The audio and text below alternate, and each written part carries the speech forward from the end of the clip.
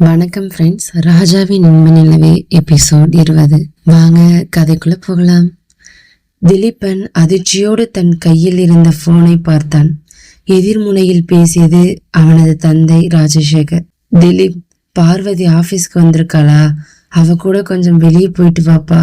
2 பேரும் சேர்ந்து ஷாப்பிங் போய் கல்யாணத்துக்கு தேவையான சில விஷயங்களை வாங்கிட்டு வாங்க என்றார் ராஜசேகர் மிகவும் நிதானமான குரலில். திலீபன் முகம் சுருங்கியது. தொண்டை அடைக்க, இப்பா எனக்கு ஆபீஸ்ல நிறைய முக்கியமான வேலை இருக்குப்பா, இப்ப என்னால வர முடியாது என்று மறுக்க முயன்றான். திலீப், தயவு செஞ்சு மறுக்காதப்பா, நிச்சயதார்த்தம் முடிஞ்சிருச்சு. நீங்களும் வெளில போய் கொஞ்சம் நேரம் செலவழிச்சாதான் ஒருத்தர் புரிஞ்சுக்க முடியும். பார்வதி உனக்காக எவ்வளோ ஆசையா காத்துட்டு இருக்கா. அப்பாவுக்காக இந்த ஒரு தடவை போயிட்டு வாயேன் என்று ராஜசேகர் பாசத்தோடு சமாதானம் பேசினார். தந்தையின் வார்த்தைகளை மீற முடியாமல் ஆழ மூச்சு வாங்க தன் கோபத்தை கட்டுப்படுத்திய திலீபன், சரிப்பா போறேன் என்று கூறிவிட்டு போனை வைத்தான்.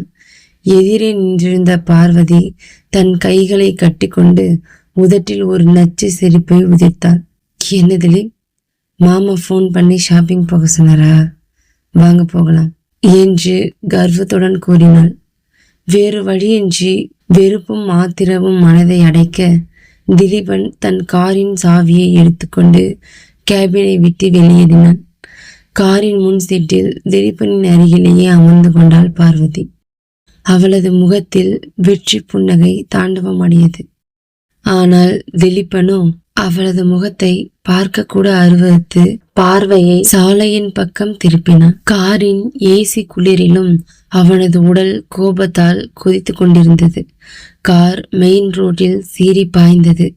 சில நிமிடங்கள் நீடித்த மௌனத்தை உடைத்து பார்வதி மெல்ல பேசினான். நான் என்ன செஞ்சா என்ன நேசிப்பீங்க திலீப்? அவளது அந்த கேள்வி திலீபனை பொறுமையின் எல்லையை சோதித்தது. காரின் ஸ்டியரிங்கை இறுக்கமாக பற்றியபடி வெறுப்பு உமிழும் குரலில் பேசினான் திலீபன். என்னை விட்டு போயிடு பார்வதி, அதுதான் நீ எனக்கு செய்யற ஒரே நல்ல காரியம். எனக்கு உண்மையில எந்த காலத்திலும் காதல் வராது. இப்படி ஒரு குடும்பத்தை உணர்ச்சி வசப்பட வச்சு பிளாக்மெயில் பண்ணி கல்யாணம் பண்றது எவ்வளவு பெரிய தப்பு, உனக்கு தோணவே இல்லையா? பார்வதி உறக்கச் சிரித்தாள். அந்த சிரிப்பில் எந்தவித குற்ற உணர்ச்சியும் இல்லை.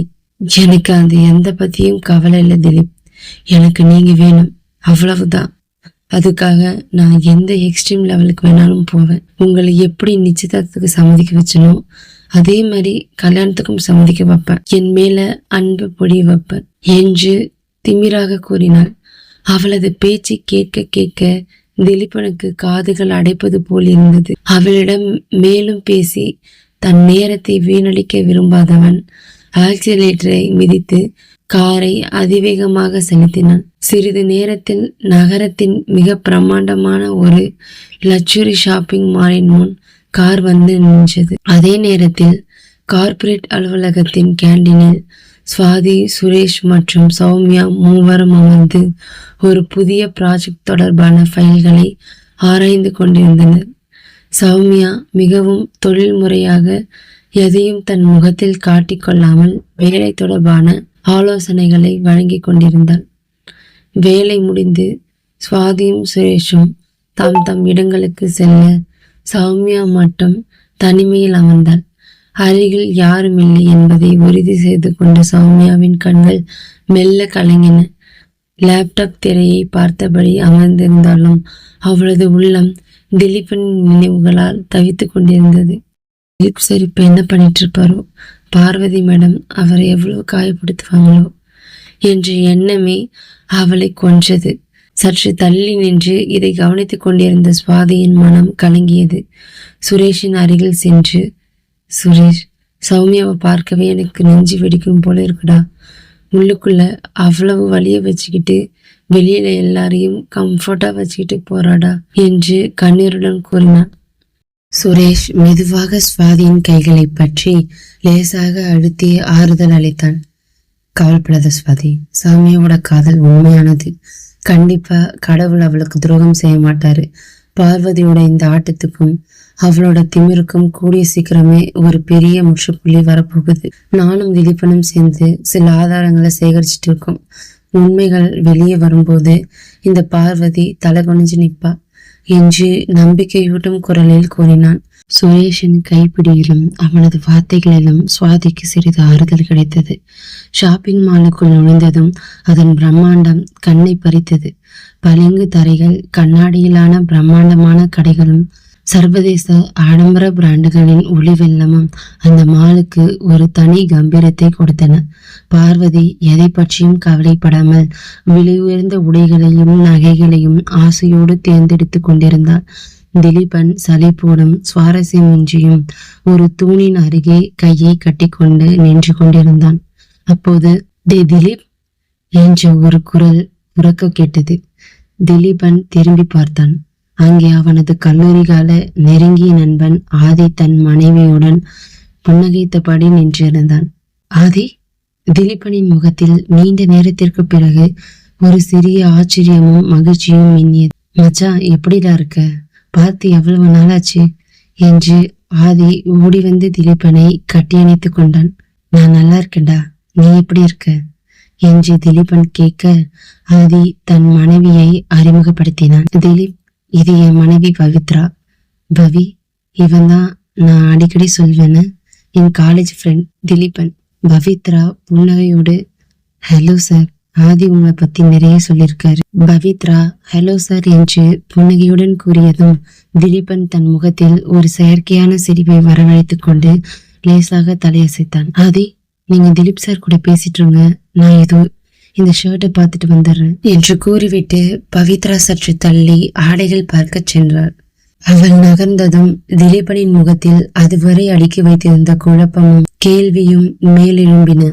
அதை வெளியே காட்டிக்கொள்ளாமல் இயல்பாக பேசுவது போல ஆதியை நோக்கி திரும்பினான். அப்புறம் சொல்லாதி, உன் லைஃப் எப்படி போகுது? அப்புறம் எனக்கு ஒரு சந்தேகம்டா, நீயும் வர்ஷாவும் காலேஜ் படிக்கும் போது அவ்வளவு சின்சியரா லவ் பண்ணீங்க. அப்புறம் எப்படி திடீர்னு பவித்ராவை மேரேஜ் பண்ணிக்கிட்ட? உங்க மேரேஜ் டைம்ல நான் ஃபாரின்ல இருந்ததால என்னால வர முடியல, என்னடா ஆச்சு என்று திலீபன் மெல்லிய குரலில் வினாவினான். திலீபன் வர்ஷா என்ற பெயரை சொன்னதும் ஆதியின் முகத்தில் இருந்த புன்னகை கனப்பொழுதில் மறைந்தது. அவனது கண்கள் கலங்க, தொண்டை அடைக்க, மனதிற்குள் அழித்து வைத்திருந்த பாரத்தை இறக்கி வைப்பது போல பேச தொடங்கினான். ஆமாண்டா மச்சான், நான் வர்ஷாவை உண்மையா உயிரையே வச்சு காதலிச்சேன். அவளும் என்ன அப்படிதான் நேசிச்சா. உனக்கே தெரியும்ல, எங்க அப்பா ஒரு பொலிட்டிஷியன், அதை விட பெரிய ஜாதி வெறி பிடிச்சவ. நான் எவ்வளவோ போராடி பார்த்தேன், ஆனா அப்பா எங்க கல்யாணத்துக்கு சம்மதிக்கவே இல்லடா. ஆதி தன் கண்களில் துளிர்ந்த கண்ணீரை துடைத்தபடி தொடர்ந்தான். அப்பாவை மீறி வர்ஷாவை கல்யாணம் பண்ணிக்கிட்டா அவரோட ஆளுங்க எங்க 2 பேரோட வாழ்க்கையும் அழிச்சுடுவாங்கன்னு எனக்கு பயம் வந்துச்சு. அதனால வர்ஷா கிட்ட நிலைமையை எடுத்து சொல்லி கன்வின்ஸ் பண்ண, வேற வழி இல்லாம தான் நான் பவித்ராவை கல்யாணம் பண்ணிக்கிட்டேன். நான் மறந்துட்டு வேற கல்யாணம் பண்ணிக்கிட்ட மாதிரி வர்ஷாவும் கொஞ்ச நாள்ல என்னை மறந்து தன் வாழ்க்கையை பார்ப்பான்னு நினைச்சேன்டா. ஆதியின் குரல் உடைந்தது, உதடுகள் நடுங்கின. ஆனா அவ என்ன மறக்கலடா மச்சான். நீ இல்லாத ஒரு வாழ்க்கைய எனக்கு வேணாம்னு சொல்லி அவ சூசைட் பண்ணிக்கிட்டாடா. நான் இல்லைன்னா அவள் வாழ மாட்டாங்கிறத நான் உணராம போயிட்டேன்டா. அந்த வார்த்தைகளை கேட்ட திலீபனுக்கு நெஞ்சை யாரோ பிழிவது போல் இருந்தது. பவித்ரா என்னை ரொம்ப நல்லா பாத்துக்கிறா, நானும் அவளை நேசிக்கிறேன், என் குடும்ப வாழ்க்கை நல்லாதான் போகுது. ஆனா ஒரு நாள் கூட என் மனசுக்கு நிம்மதியே இல்லடா. வர்ஷாவை நினைக்காத நாளே இல்லை. என்னாலதான் ஒரு உயிர் போயிடுச்சுன்ற அந்த பயங்கரமான குற்ற உணர்ச்சி என்னை தினமும் கொஞ்சம் கொஞ்சமா கொண்டுட்டே இருக்கடா மச்சான் என்று கூறி ஆதி கண் கலங்கினான். நண்பனின் கதறல் திலீபனின் மனதை நிலைகுலிய செய்தது. உணர்ச்சி வசப்பட்டு தவறான முடிவு எடுத்தால் அது ஆயுள் முழுமைக்கும் ஆறாத வடுவாக மாறிவிடும் என்பதை ஆதியின் வாழ்க்கை அவனுக்கு உணர்த்தியது. ஆதியின் பேச்சை கேட்ட பிறகு திலீபனுக்கு குற்ற உணர்ச்சியும் பயமும் நெஞ்சை அடைத்தது. நாமளும் குடும்பத்துக்காகவும் அப்பாவுக்காகவும் சௌமியாவை விட்டுட்டு பார்வதியை கல்யாணம் பண்ணிக்கிட்டா சௌமியாவோட நிலைமை என்ன ஆகும்? ஒருவேளை அவளுக்கு ஏதேனும் அசம்பாவிதம் நடந்துவிட்டால் என்ற எண்ணம் அவனை பீதியில் ஆழ்த்தியது.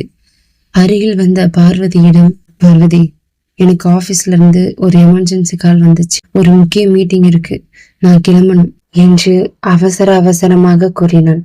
பார்வதி முகம் சுளித்து, என்ன திலீப், ஷாப்பிங் முடியவே இல்லை, அதுக்குள்ளையா என்று கேட்க தன் கிரெடிட் கார்டை அவளிடம் நீட்டிய திலீபன், இந்த கார்டை வச்சுக்கோ, ஷாப்பிங் முடிச்சு டாக்ஸி பிடிச்சு வீட்டுக்கு போயிடு என்று கூறிவிட்டு பதிலுக்கு கூட காத்திராமல் வேகமாக அங்கிருந்து வெளியேறினான். பார்வதி சற்று தயங்கினாலும் கையில் கிடைத்த பிளாட்டினம் கிரெடிட் கார்டை பார்த்ததும் அவளது முகம் மலர்ந்தது. சரி, போறேன், கார்டு நம்ம கையில வந்துடுச்சு என்ற எண்ணத்தில் மீண்டும் தன் ஆடம்பர ஷாப்பிங்கை தொடர்ந்தாள். திலீபன் காரை அதிவேகமாக செலுத்தி ஆபீஸுக்கு வந்தடைந்தான். அவனது மனதிற்குள் சௌமியாவை பார்க்க வேண்டும், அவளிடம் தன் காதலை உடனே வெளிப்படுத்த வேண்டும் என்ற தவிப்பு மட்டுமே இருந்தது. அப்போது ஆபீஸில் நேரம் முடிந்ததால் ஊழியர்கள் அனைவரும் கிளம்ப தயாராகி கொண்டிருந்தனர். சௌமியாவும் சுவாதியும் தங்கள் டேபிள்களை சுத்தம் செய்து கொண்டிருந்தனர். நேராக தன் கேபினுக்கு சென்ற திலீபன் சௌமியாவின் டேபிளில் இருந்த லேண்ட்லைன் தொலைபேசிக்கு அழைத்தான். சௌமியா, சீக்கிரம் ஒரு எமர்ஜென்சி லாஸ்ட் மந்த் ஃபைல் ஒன்று வேணும், உடனே அதை எடுத்துட்டு என் கேபினுக்கு வா என்று பரபரப்பாக கூறிவிட்டு போனை வைத்தான். சௌமியா சற்று தயக்கத்துடன் குழப்பத்துடனும் ஃபைல்களை தேடி எடுத்தாள். அங்கிருந்த சுவாதி, சௌமி, டைம் ஆயிடுச்சு, நீ ஃபைலை கொடுத்துட்டு கிளம்பு, நான் கிளம்புறேன் என்று விடைபெற்று சென்றாள். சௌமியா ஃபைல்களை தன் மார்போடு அணைத்தபடி திலீபனின் கேபினுக்குள் நுழைந்தாள். கேபினுக்குள் திலீபன் சிவந்த கண்களுடனும் தாங்க முடியாத மன அழுத்தத்துடனும் அமர்ந்திருந்தான்.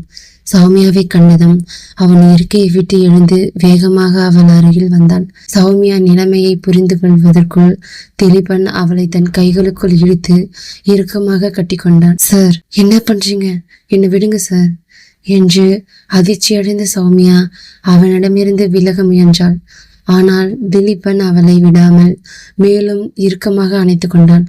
அவனது கண்கள் கலங்கியிருந்தன. சௌமி, என்னை மன்னிச்சிடுடி, யோசிக்காம உணர்ச்சி வசப்பட்டு அப்பா மேல இருந்த பாசத்துல பெரிய தப்பு பண்ணிட்டேன்.